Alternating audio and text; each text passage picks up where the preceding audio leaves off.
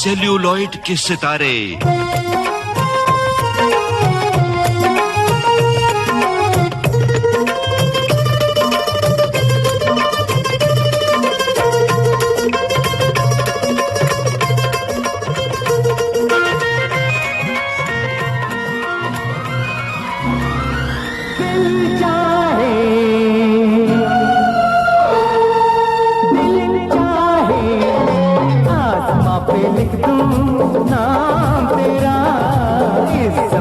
लिख दूं नाम तेरा, पेड़ों पे लिख दूं नाम तेरा, फूलों से लिख दूं नाम तेरा, और तेरे नाम के साथ जोड़ दूं क्या नाम मेरा, नाम मेरा।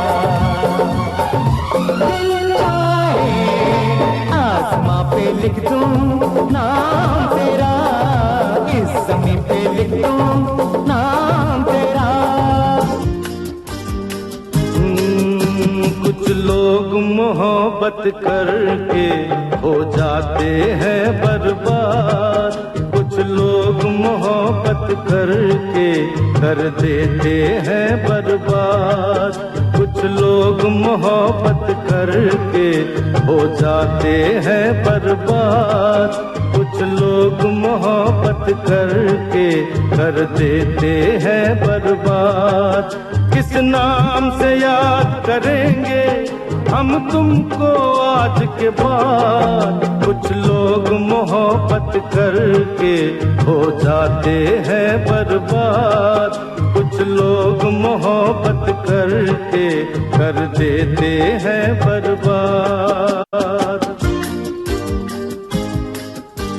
मुझको देखोगे जहाँ तक, मुझको पाओगे वहाँ तक, रास्तों से कारवां तक, इस ज़मीं से आसमां तक, मैं ही मैं हूँ, मैं ही मैं हूँ, दूसरा कोई नहीं।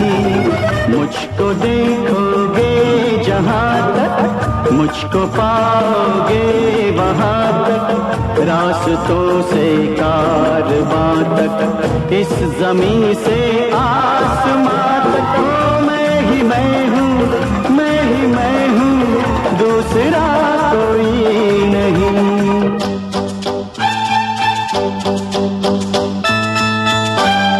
जब चाहा यारा तुमने, आंखों से मारा तुमने, होठों से जिंदा कर दिया, जब चाहा यारा तुमने, आंखों से मारा तुमने, होठों से जिंदा कर दिया। अरे तुम्हारी मर्जी पे चल रहे हैं, खता हमारी क्या हो। जब चाहा यारा तुमने, आंखों से मारा तुमने, होठों से जिंदा कर दिया। दोस्तों, इन आवाजों को तो आप पहचानते ही हैं। ये अलग अलग आवाजें उस एक अभिनेता की अदाकारी को हमारे जहन में ताजा कर देती हैं, जिन्होंने अभिनय के अलावा निर्माण और निर्देशन में भी अपनी प्रतिभा और क्षमता का परिचय दिया। सुनिए हिंदी फिल्म जगत के सबसे बड़े शोमैन राज कपूर के सबसे छोटे बेटे राजीव कपूर से कमल शर्मा की बातचीत। राजीव जी, आप जिस परिवार में आपका बचपन बीता, जैसा परिवेश था पूरा का पूरा फिल्मी था, उसके कुछ यादें हमें बताइए बचपन की। कैसे, किन किन लोगों को आपने देखा अपने घर में आते हुए, अपने पिता के अलावा, जो कि खुद एक बहुत बड़े फिल्मकार, एक बहुत बड़े एक्टर, एक बहुत बड़े प्रोड्यूसर है, और किन किन हस्तियों को आपने देखा जाना? बात यह है कि जैसे आपने कहा कि मेरी पैदाइशी इस परिवार में है। ज़्यादातर हमें हमेशा मेरे पिताजी, मेरे माताजी बहुत स्ट्रिक्ट थे हमेशा, कि तुम जो अगले दिन स्कूल होता था तो स्कूल जाना पड़ता था। हालांकि पढ़ाई में कोई मन था नहीं। पहले हमेशा ये कहा था कि पहले अपनी पढ़ाई करो, अपने एजुकेशन करो, उसके बाद आगे जब बड़े होंगे आप तो पिक्चर में आप ज्वाइन कर लें। लेकिन मैं ऐसा करता था कि मैं हमेशा कभी जैसा मुझे मौका मिलता था मैं आगे आ जाता था स्टूडियो में, ताकि मैं लोगों को देखूं, एक्टरों को देखूं, जो फिल्में, जो तस्वीरें मेरे पिताजी तब बना रहे थे, उन लोगों से बातचीत करूं, उन लोगों से मिलूं, सेट पे चले जाऊं, कैमरे के पीछे जाके कैमरे के थ्रू देखूं। ये बचपन से शौकिया तौर पे मैं हमेशा करता था। और कभी कभी पार्टियों में जब शाम को घर में दावत होती थी तो जो फिल्मों में जो मेरे पिताजी के साथ में फिल्मों में काम कर रहे थे वो आते थे। जैसे हम पिताजी के सबसे बड़े अजीज दोस्त थे राजेंद्र कुमार जी, जय किशन, मुकेश और मेरा जोकर में रशियन एक्टर लोग थे जो आते थे घर पे, तो उन लोग से मिलना जुलना। मुझे याद है दारा सिंह जी जब आते थे तो पार्टी में कभी मुझे हमेशा, जब भी मैं उनसे मिलता था वो हमेशा मुझे उठाकर, जैसे डंबल्स को उठाते हैं और अपने बेंच प्रेस करते हैं वेट्स को लेके, वो मुझे उठा के घूमते थे हर जगह।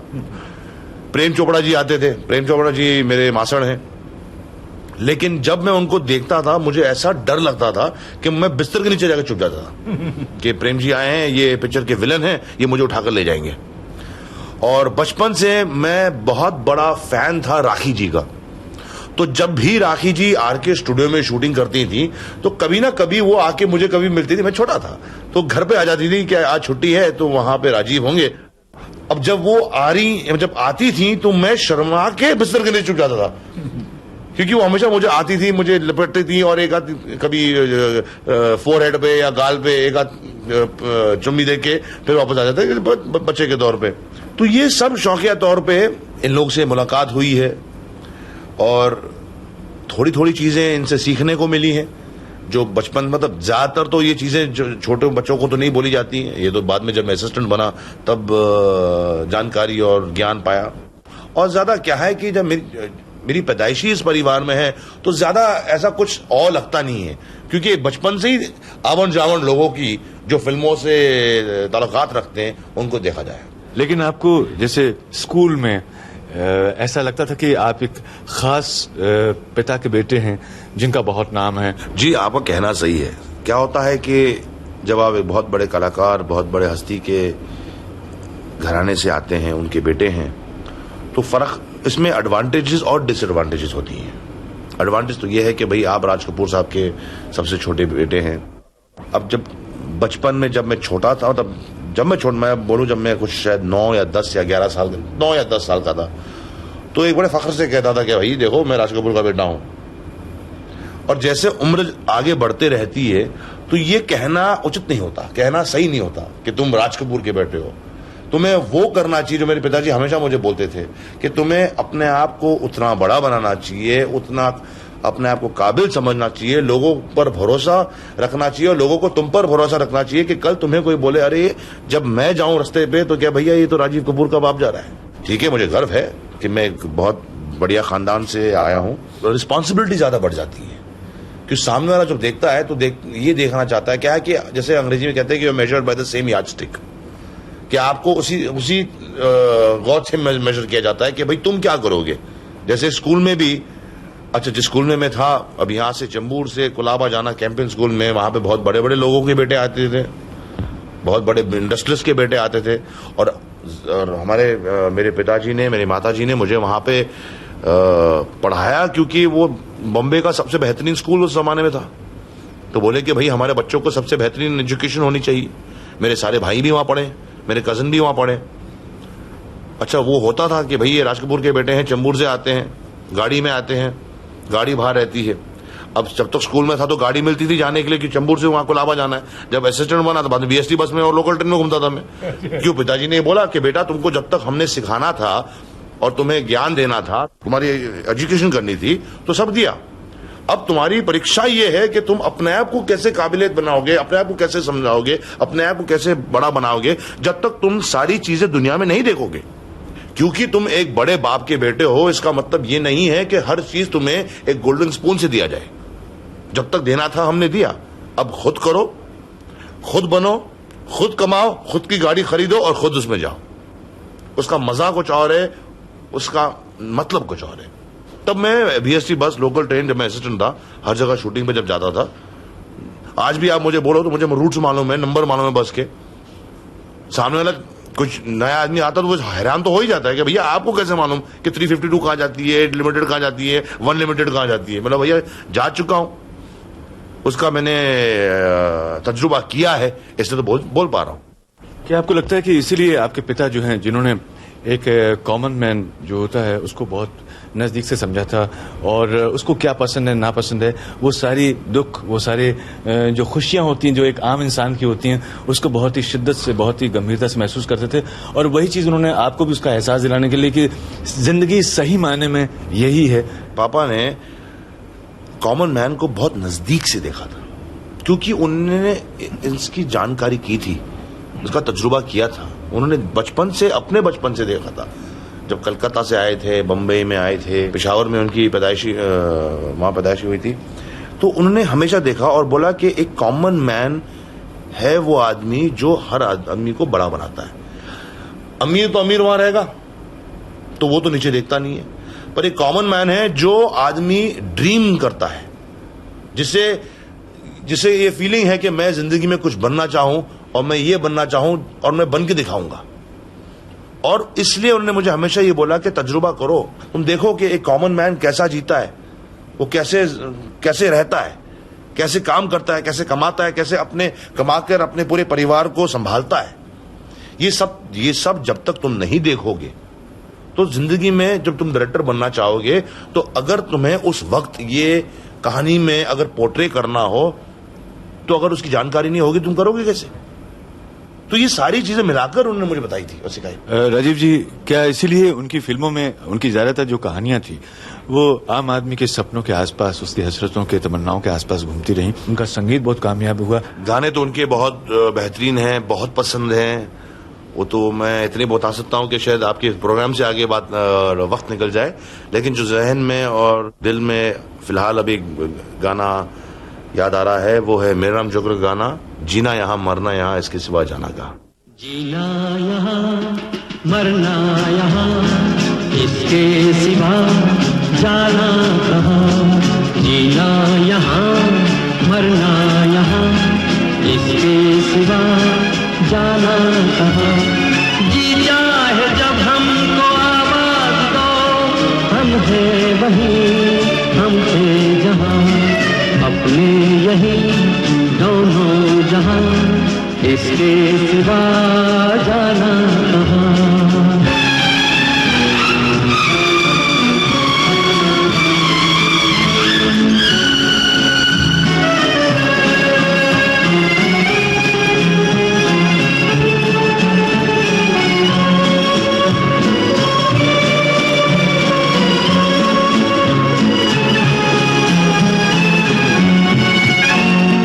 ये मेरा गीत जीवन संगीत, कल भी कोई दोहराएगा।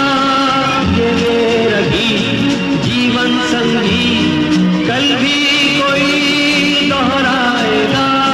जग को हंसाने बहरूप दिया, रूप बदल फिर आएगा। स्वर्ग यहीं नरक यहाँ, इसके सिवा जाना कहाँ। जी चाहे जब हमको आवाज दो, हम हैं वहीं, हम थे जहाँ, अपने यहीं दोनों जहाँ, इसके सिवा जाना कहाँ।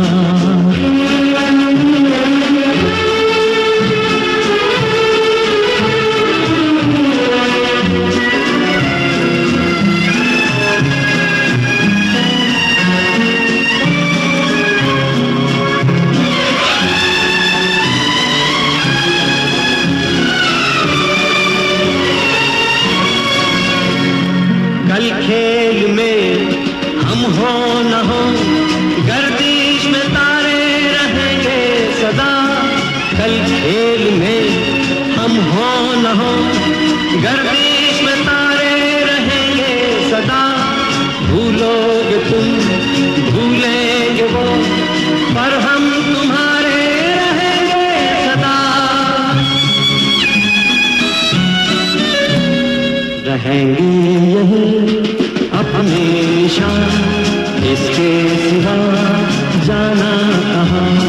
जी चाहे जब हमको आवाज दो, हम हैं वहीं, हम थे जहाँ, अपने यहीं दोनों जहाँ, इसके सिवा जाना कहाँ। तो शुरुआत आपने कहाँ से की? मैंने शुरुआत की जब मैं स्कूल खत्म करके जब मैं असिस्टेंट बना, मैं राहुल रवेल का असिस्टेंट बना, तब मुझे राज साहब ने कहा था कि बेसिकली एक अप्रेंटिस के तौर पे तुम पहले वहां अपनी शुरुआत करो, ताकि जो बेसिक एलिमेंट्री बातें हैं होती हैं एक निर्देशक बनने की, निर्माता बनने की, एडिटर बनने की और फिल्म मेकिंग की, तुम वहां से सीखो।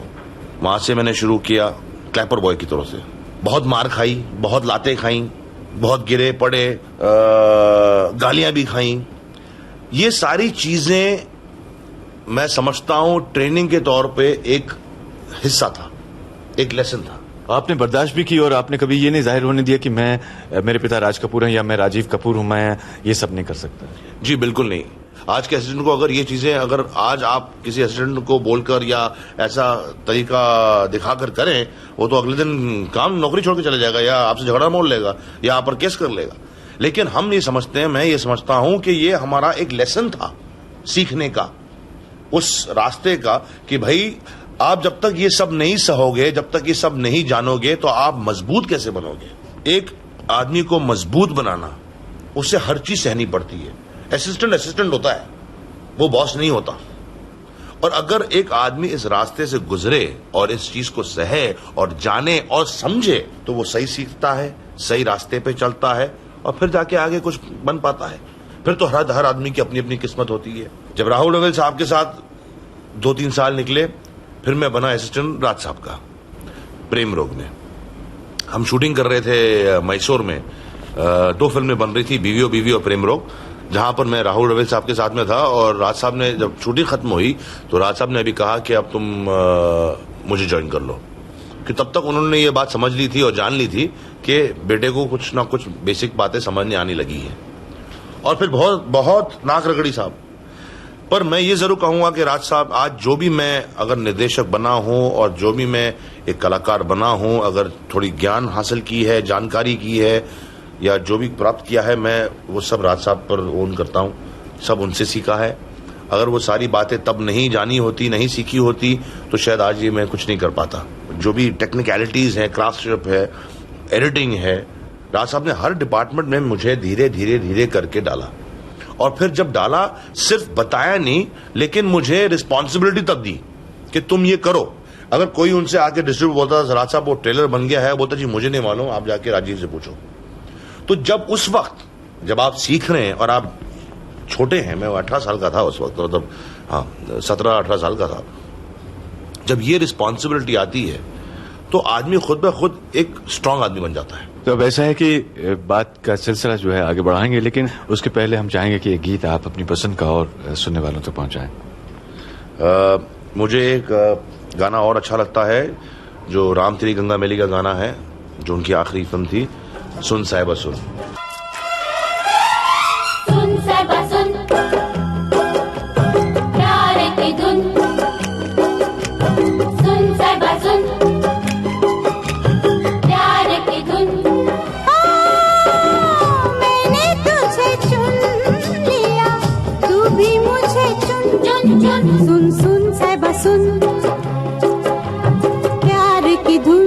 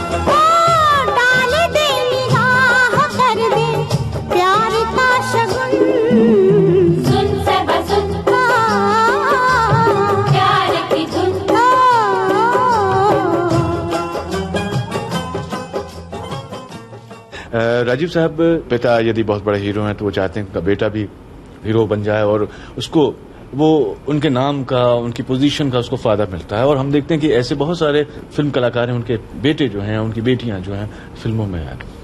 और आप भी चाहते तो 18 साल की उम्र में, अगर आपने जैसे बात की कि मैंने शुरुआत की, और उस समय तो एक सपना ही होता सबका कि भाई वो भी हीरो बने और पर्दे पर अपना नाम रोशन करें, बिखेरें, तो आप एक्टिंग की बजाय उस तरफ चले गए आप। अब देखिए, हर इंसान का अपना अपना शौक होता है। मुझे बचपन से, जैसे मैंने आपसे कहा था कि बचपन में मैं किस तरह आर के स्टूडियो आ जाता था या दूसरे स्टूडियो में चले जाता था, हमेशा कैमरे के पीछे, कभी ट्रॉली पर, कभी क्रेन पर, कभी मेकअप रूम में, कभी ड्रेस रूम में, तो कभी आर्ट रूम में, तो कभी कार्पेंट्री डिपार्टमेंट में, क्योंकि बचपन से शौक था मुझे कि मैं कैमरे के पीछे डायरेक्टर बनूं। और हर आदमी असिस्टेंट बनता है पहले इस फील्ड में आने के लिए, ताकि वो इसका ज्ञान हासिल करे। एक्टर में बना, बाद में बना, जब मैं 20 साल का था, और वो भी मैं एक्टर बना बाहर, खुद की पिताजी की फिल्म में नहीं, क्योंकि वो ये चाहते थे खुद करो जैसे मैंने किया था। ऐसा क्यों होना चाहिए कि मुझे तुम्हें लॉन्च करना चाहिए? हर चीज तुम्हें अपने हाथ में, या हर चीज तुम्हें एक चांदी की थाली में क्यों चाहिए? खुद जाओ, लड़ो, फिर जाके तुम्हें जिंदगी का एहसास होगा, जिंदगी की तकलीफों का एहसास होगा, जिंदगी की नजदीकियों का एहसास होगा। तो उसी तरीके से मैंने किया। कुछ फिल्में चली, कुछ फिल्में नहीं चली। और जिस दिन मुझे ये राज साहब ने खुद खबर दी कि वो मुझे राम तेरी गंगा में ले रहे हैं, तो मुझे 3 दिन तो नींद नहीं आई कि जिस आदमी के नीचे मैंने असिस्टेंट के तौर पे काम किया। अब देखिए, पिताजी तो घर पे हैं, वो तो हमेशा बोलते थे पिताजी मैं तुम्हारा घर पे हूं, लेकिन जब मैं स्टूडियो में हूं और सेट पे हूं तो वो मेरे गुरु थे। लेकिन उस दरमियान मैं अपने आप पर फिल्में बनाता था, वीडियो पे।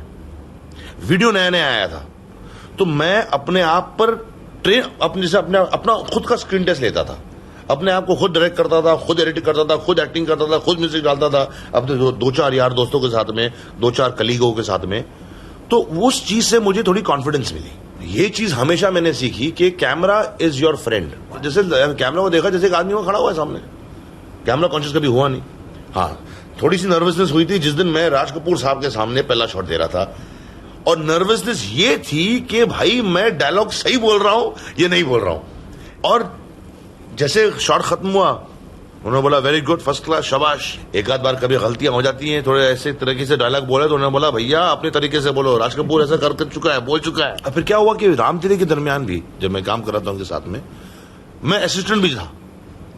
जब मैं शूटिंग नहीं करता था तो मैं सेट पे होता था, उसकी एडिटिंग पे भी चले जाता था, राज साहब को असिस्टेंट भी कर लेता था, प्रोडक्शन भी संभाल लेता था। ये सब चीजें मैंने तजुर्बा की हैं। हमारे श्रोताओं को इंतजार है एक और गाने का आपकी तरफ से। मुझे गाना और बहुत बेहतरीन लगता है। ये फिल्म थी ये वादा रहा, जिसमें मेरे भाई ने काम किया था, ऋषि ने। उस गाने का नाम है तू ही यहीं दिल ने जिसे अपना कहा।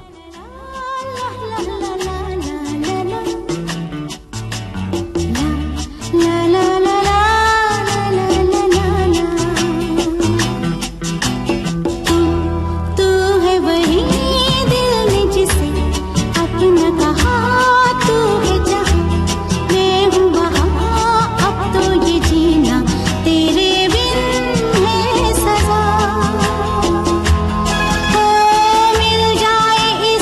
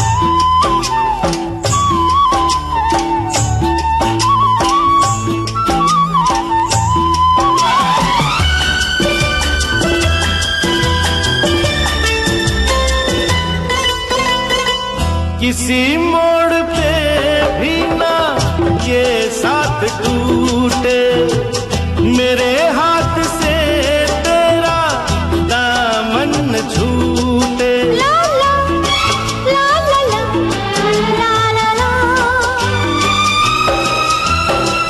कभी ख्वाब में भी तू मुझसे न रूठी, मेरे प्यार की कोई खुशियाँ न लूटे। मिल जाए इस तरह दो लहरें जिस तरह, ओ मिल जाए इस तरह दो लहरें जिस तरह, फिर हो ना जुदा, हाँ ये वादा रहा। तू है वही दिल ने जिसे अपना कहा, तू है जहां मैं हूँ वहां, अब तो ये जीना तेरे बिन है सजा। सेल्यूलॉइड के सितारे। दोस्तों, विविध भारती से प्रसारित इस कार्यक्रम में अभी आप सुन रहे हैं फिल्म निर्माता, निर्देशक और अभिनेता राजीव कपूर से कमल शर्मा की बातचीत। जब आप असिस्टेंट थे तो कितने पैसे मिलते थे आपको? जब मैंने शुरुआत की मुझे 500 रुपए मिलते थे महीने के, जिसमें से 50 रुपए मैं अपनी माँ को देता था, और 450 रुपए में जिस दिन मुझे पैसे मिलने लगे तो मैंने घर से पैसे लेना बंद कर दिया। मैंने कहा नहीं, अब मैं अपना कमाऊंगा जैसे कमाऊंगा। वो बात अलग है कि अगर कोई एल्डर सिस्टर आ जाती थी या कोई आंटी आ जाते थे, कभी हाथ में 200 रुपए थमा दिए, 100 रुपए थमा दिए, 1000 रुपए थमा दिए, तो लॉटरी लगने वाली बात होती थी।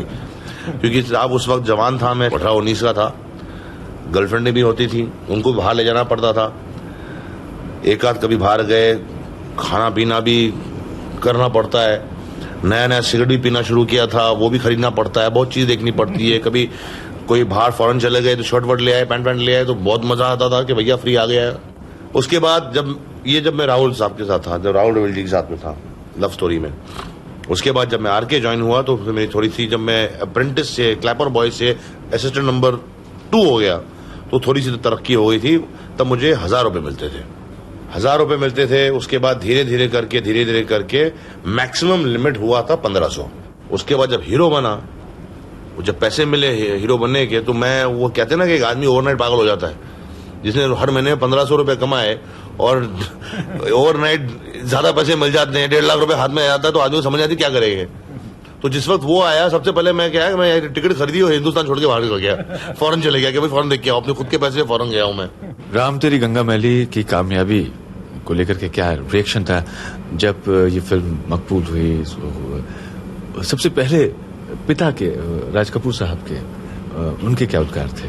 हाँ, मैं ये जरूर कहूंगा कि पहले जब नया एक्टर बना तो मुझे लोग शम्मी कपूर के स्टाइल में काम करवाने की कोशिश करते थे, और जाने ना जाने अनजान में मैं कभी कभी कर लेता था, लेकिन जैसे जैसे जैसे साल बीतते गए, तजुर्बा होता रहा, तो मैं अपने आप को चेंज करता रहा, जब तक राम तेरी गंगा मैली में मैंने काम किया। और सबसे बेहतरीन बात यह थी कि राज साहब को ये लगा, और जनता को ये लगा, और लोगों को ये लगा जब राम तेरी गंगा मैली रिलीज हुई कि ये शम्मी कपूर नहीं है, ये राजीव कपूर है, ये शम्मी कपूर जैसे एक्टिंग नहीं करता। और उन्होंने ये बात मुझे बहुत, मतलब उन्होंने ये बहुत संभाल के मुझे और मुझसे काम करवाया, ताकि जब फिल्म रिलीज हो तो ये ना बोले यार ये तो शम्मी कपूर ही की एक्टिंग करता है। जब फिल्म रिलीज हुई, फिल्म ने सफलता पाई, पिक्चर हिट हुई, लोगों ने देखा। आज मैं, अगर लोग मुझे जानते भी हैं तो राम तेरी गंगा मैली की वजह से जानते हैं, क्योंकि सबसे बड़ी हिट फिल्म मेरी वही है। और लोगों ने ये कहा कि भैया तुमने बहुत बेहतरीन काम किया है, और इसमें तुम अपना खुद बे खुद लगते हो, जो तुम्हारी खुद की आइडेंटिटी होनी चाहिए, उसमें तुम शम्मी कपूर नहीं लगते हो। और ये चीज मेरा ख्याल है राज साहब को बहुत पसंद आई थी। और मुझे ये याद है कि राज साहब हमेशा मुझसे ये कहते थे कि बेटे हमेशा अपने आंखों से काम करना, जो चीज तुम अपने आंखों से बोल सकते हो वो संवादों में सिर्फ नहीं बोला जाता। जबकि वो खुद भी अपनी आंखों का बहुत ही खूबसूरत इस्तेमाल करते थे, और ये बात को मैं भी मानता हूं। जिस वक्त मैंने प्रेम ग्रंथ भी बनाई तो मैं इस पे गौर करता था कि माधुरी जी और ऋषि जी को ये बोल के कि जी अपने संवादों के साथ में, अपने डायलॉग्स के साथ में अपने आंखों से ज्यादा काम करो। और कोशिश ये करता था कि कहीं ना कहीं म्यूजिकली आंखों से आदमी बोल ले उसमें और जज्बात और प्यार वाली बातें होती हैं जो सिर्फ अगर डायलॉग में बोल के आदमी निकल जाए। ये चीज मैंने अपने एज एन एक्टर राम तेरी गंगा में बात सीखी। तो एक एक्टर में और कौन कौन सी खासियत होती है, कुछ और बताइए कि जो उन्होंने आपको बताई हो। जल्दी ना बोलो, ऊंचे आवाज से ना बोलो, अगर जरूरत है तब बोलो, और ठहराव से काम करो। जैसे कहते थे कि जब गाने होते हैं तो गाने के जो लिरिक्स हैं उन लिरिक्स को पहले समझो। ये नहीं कि तुमने गाना सीख लिया और बोल दिया ABCD खत्म करके बोल के निकल गए। पहले समझो कि वो लड़का क्या कहना चाह रहा है और उसका जो जवाब होगा वो किस किस्म का जवाब होगा, और जो रिएक्शन तुम दोगे is very important. Acting is reacting and reacting is acting. तो चूंकि संगीत की बात चली है, गाने की बात चली है, तो एक गाना हो जाए। जी, मुझे एक और गाना बहुत पसंद है फिल्म रॉकी से।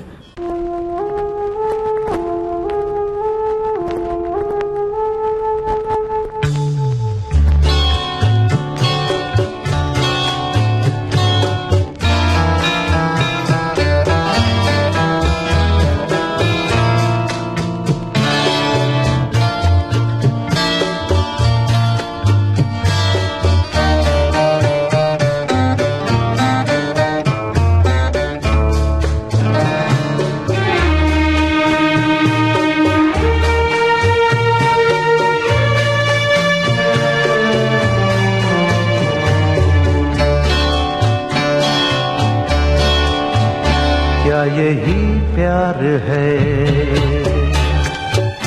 हाँ यही प्यार है।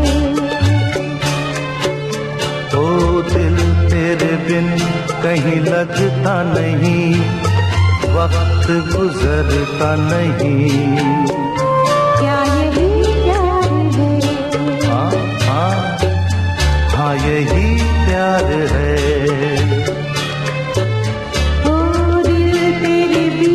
कहीं लगता नहीं, वक्त गुजरता नहीं। क्या यही प्यार है? हाँ यही प्यार है।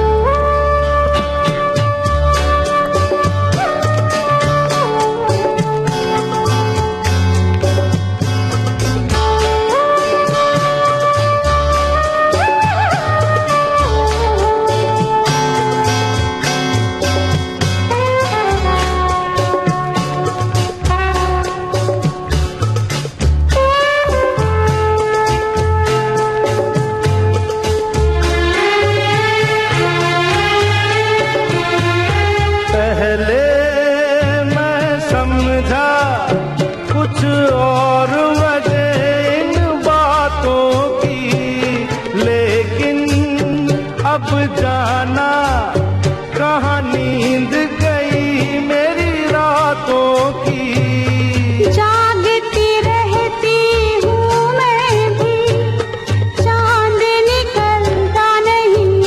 ओ दिल तेरे बिन कहीं लगता नहीं, वक्त गुजरता नहीं। क्या यही प्यार है? बोलो बोलो ना। हाँ यही प्यार है।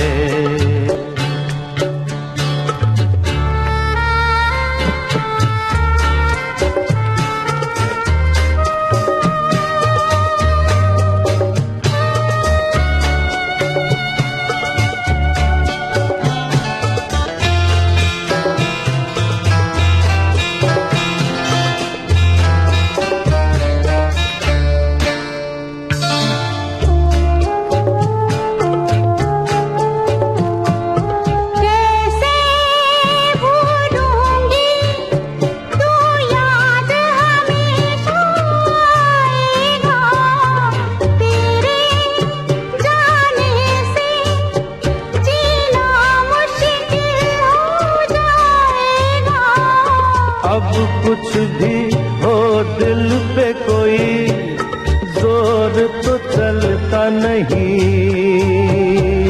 दिल तेरे बिन कहीं लगता नहीं, वक्त गुजरता नहीं। क्या यही प्यार है?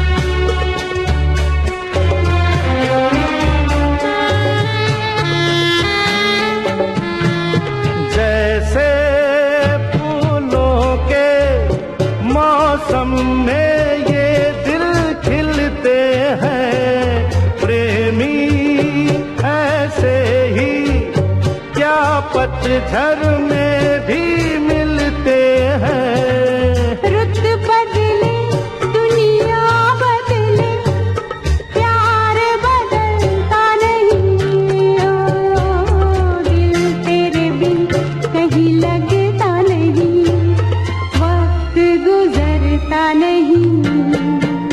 क्या यही प्यार है? हाँ यही प्यार है।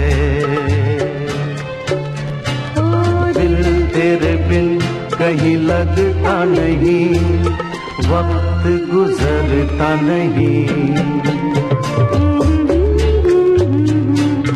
हाँ हाँ हाँ हाँ यही प्यार है। क्या यही प्यार है? हाँ यही प्यार है।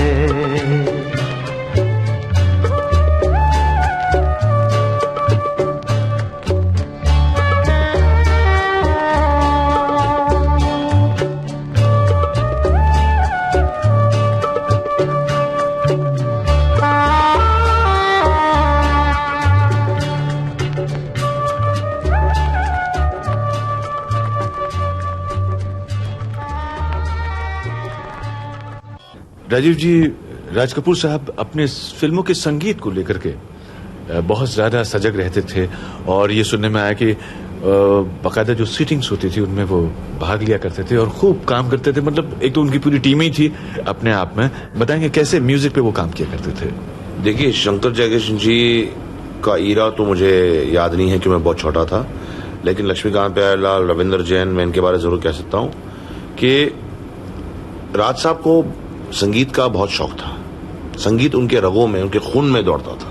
और सबसे ये सारी बातों को जोड़कर मैं आपको सिर्फ एक ही बात बता सकता हूं कि जिसे आपको याद होगा कि प्रेम रोग में एक बहुत बेहतरीन सीन था नंदा जी और पद्मिनी कोल्हापुरे के बीच में, जहां पे नंदा जी आके बोलते हैं पद्मिनी को कि सोते जागते उठते बैठते देव देव देव देव देव, एक ही आदमी का नाम तो लेते रहती है, ये प्यार नहीं तो क्या है।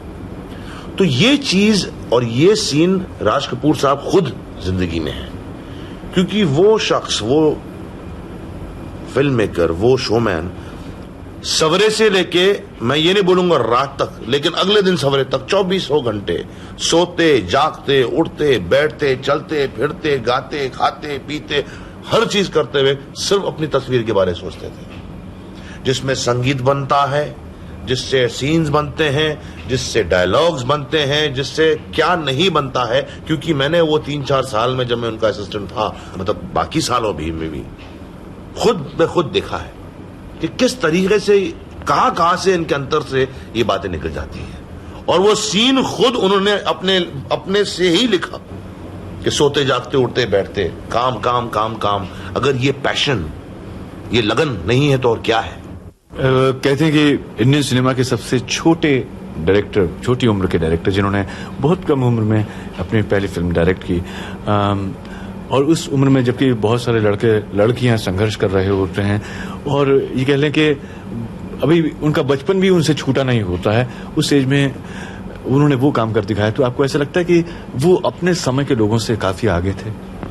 जी, उन्होंने वो चीजें तब बताई, तब की, जो चीजें आज रेलेवेंट है और आज हो रही हैं। अगर आवारा तब बनी थी, आवारा का प्रॉब्लम आज भी है। अगर आग, जो उनकी पहली तस्वीर थी, वो चीजें अभी भी होती हैं। अगर जैसे लोगों ने कहा था जब उन्होंने मेरा नाम जोकर बनाई थी कि इन्होंने, राज साहब ने, जो पहले फिल्म रिलीज हुई, फिल्म नहीं चली, उसके बाद 20 साल बाद में जब पिक्चर फिल्म रिलीज हुई तो फिर सिल्वर जुबली चल गई, पिक्चर बहुत चली, बेहतरीन चली। तो लोगों ने बोला राज कपूर ने उस वक्त फिल्म बनाई थी जो 20 साल अपने समय से पहले थी।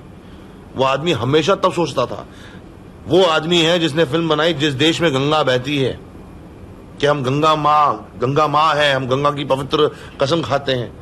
वही शख्स ने बाद में जाके फिल्म वही बनाई, राम तेरी गंगा मैली, कि कहां से गंगा शुरू होती है जो पवित्र है और कहां कलकत्ता में आके जाके खराब हो जाती है। क्यों?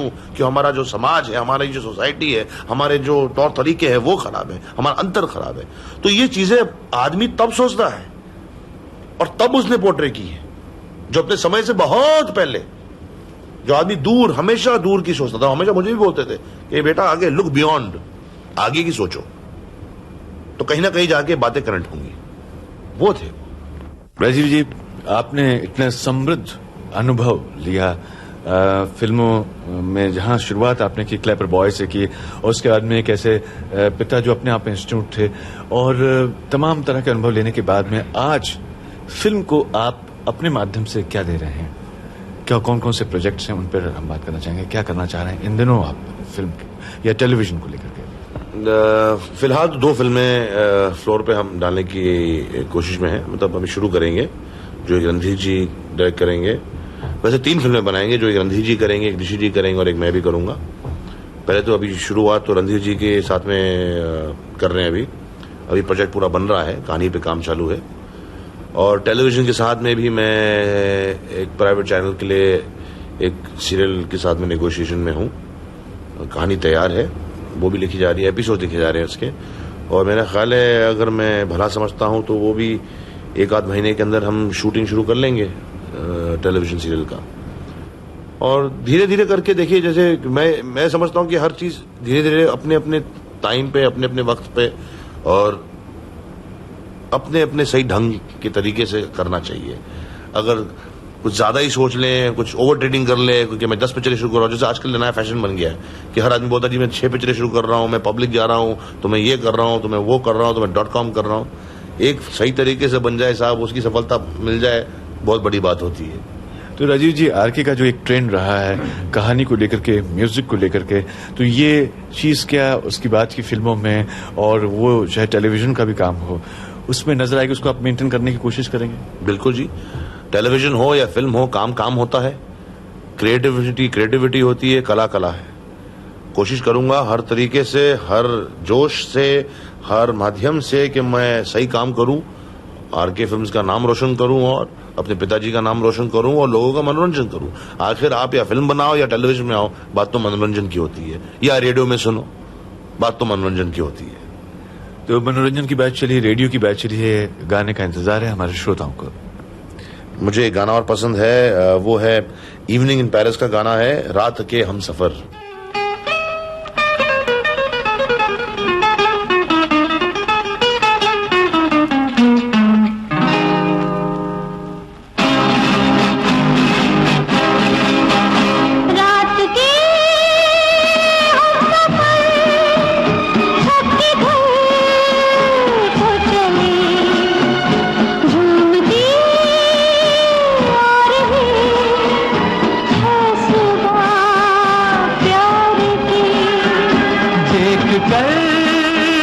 सामने रूप की रोशनी लुटी जा रही है सुबह प्यार की।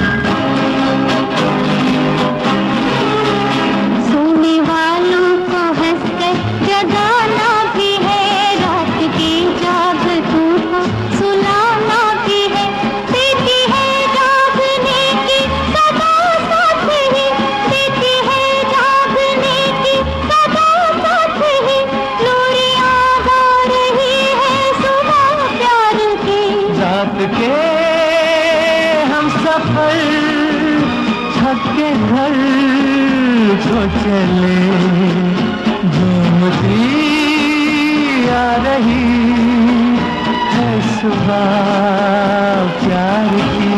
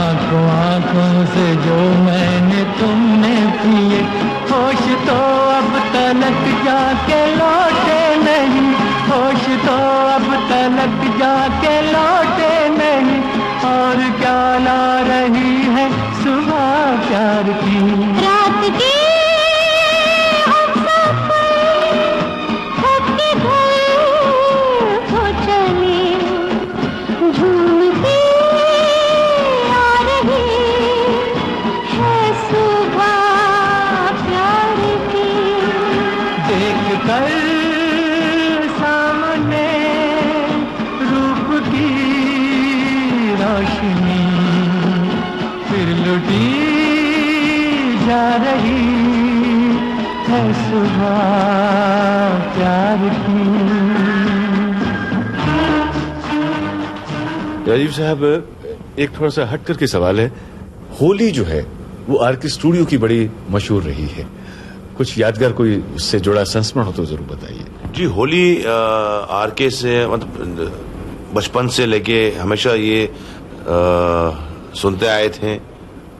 होली खेली भी है और बहुत फेमस थी हर जगह। लोग आज भी पूछते हैं साहब कि आरके की होली तो हमेशा फेमस रही है, आपने इसे बंद क्यों किया।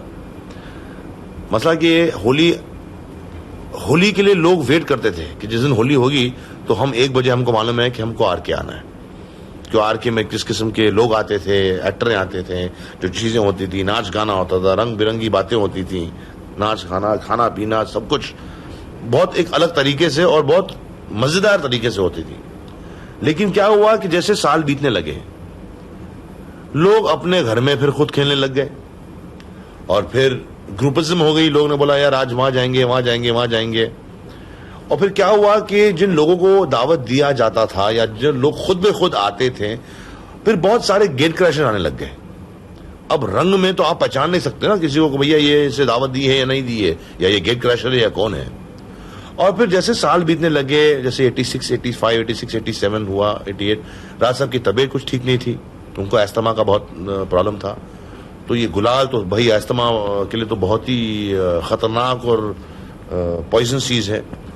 और फिर जिस तरीके से मतलब लोगों ने अपने अपने घरों में शुरू कर लिया खेलना, तो राज साहब के दिमाग में, दिल में, जहन में ये बात थी कि भाई 88 की बात है कि अब मेरा ख्याल है ये आखिरी साल हम होली करेंगे, इसके बाद बंद कर देते हैं। अपने घर वालों को और 2-4 जो मन लोग के, बच्चों लोग के दोस्त यार हैं, बुला के घर पे ही करेंगे 50-60 लोगों के बीच में।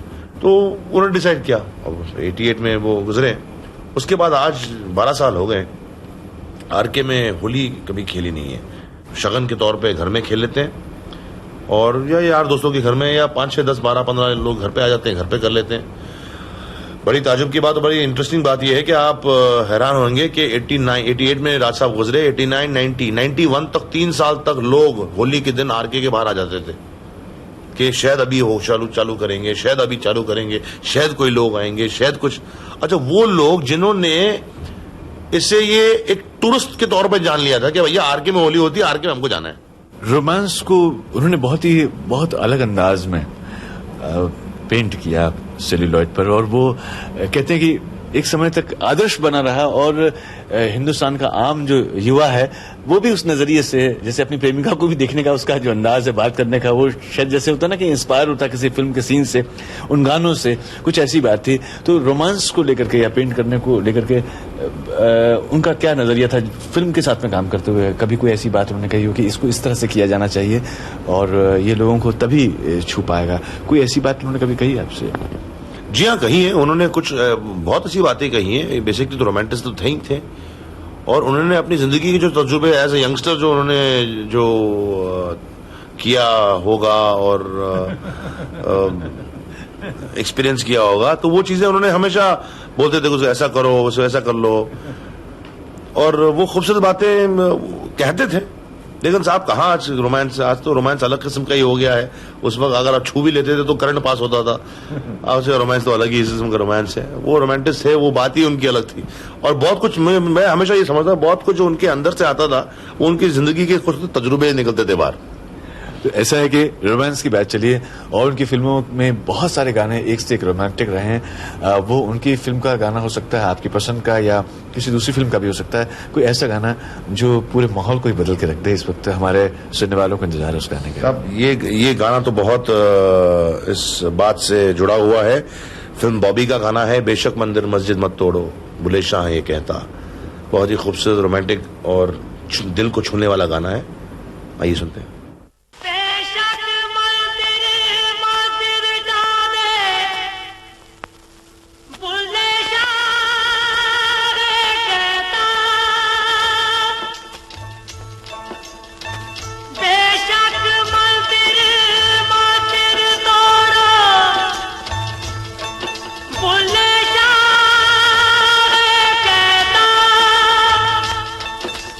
पर प्यार भरा कभी न तोड़ो इस दिल में दिलबर रहता, जिस पलड़े में तुले मोहब्बत, जिस पलड़े में तुले मोहब्बत, उसमें चांदी नहीं तोलना। तौबा मेरी ना ढोलना, मैं नहीं बोलना, ओ नहीं बोलना जा, मैं नहीं बोलना जा, ओ मैं नहीं बोलना जा, बोलना मैं नहीं बोलना। तौबा मेरी ना ढोलना, मैं नहीं बोलना।